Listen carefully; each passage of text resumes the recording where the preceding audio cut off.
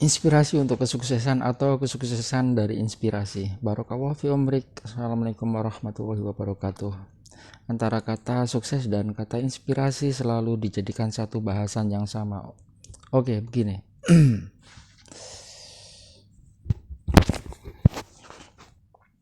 Inspirasi itu tidak melulu datang dari yang sudah sukses, yang sudah nyata secara materi, yang survive karena kemampuan mereka untuk fighting. Oke, saya sepakat itu.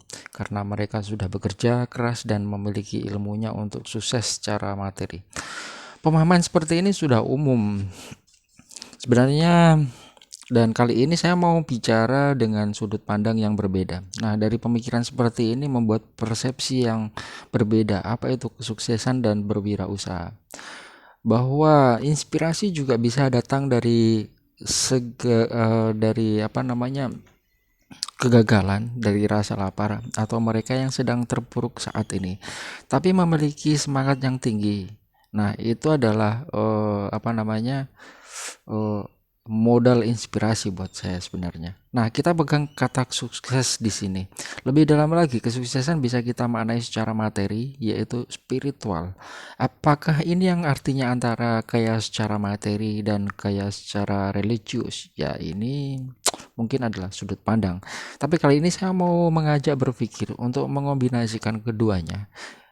Ya, pertanyaannya tentu adalah bisa apa tidak. Silakan gunakan akal pikiran serta nalar, renungkan sendiri dan lakukan kontemplasi. Bangun dialektika akal pikiranmu, bangun dialektika hatimu, karena kamu adalah human, not mere animal enjoyment. Kamu adalah manusia yang berakal. Artinya bukan binatang yang tak berakal. Karena inspirasi itu memiliki keterkaitan yang kuat dengan kesuksesan, maka saya akan menyinggung juga kesuksesan. Yang saya maksudkan di sini adalah bicara kesuksesan sebagai seorang manusia, yaitu kesuksesan yang tetap menumbuhkan nilai-nilai ketuhanan. Kesuksesan yang tetap menumbuhkan nilai-nilai kemanusiaan, yang seperti inilah orang-orang Islam yang harusnya bangun ya. Guys, mari kita renungkan apa sih yang membuat bangsa ini besar. Saya rasa ini masih terkait dengan kata semangat sebagai modal dasar, modal utama untuk bangkit.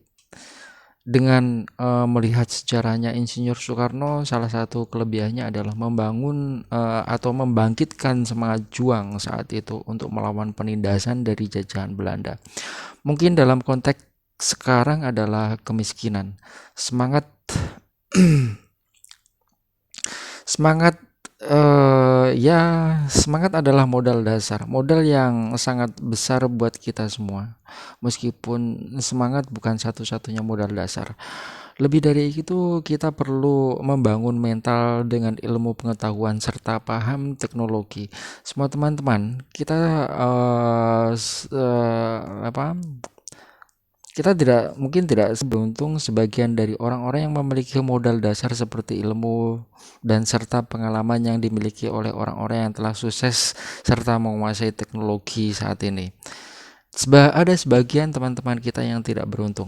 Ingat, semangat entrepreneur yang beragama adalah tidak selesai pada paham materi. Paham ini juga yang dibangun oleh ulama-ulama NU dalam pemahaman materi.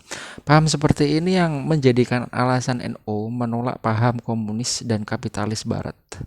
Jadi dua-duanya itu adalah ibarat saudara sebenarnya, kakak beradik, di mana mereka final atau selesai pada nilai-nilai materialisme. Sedangkan pola pikir yang dibangun NU saat itu adalah bukan sebagai apa namanya pemahaman materi, karena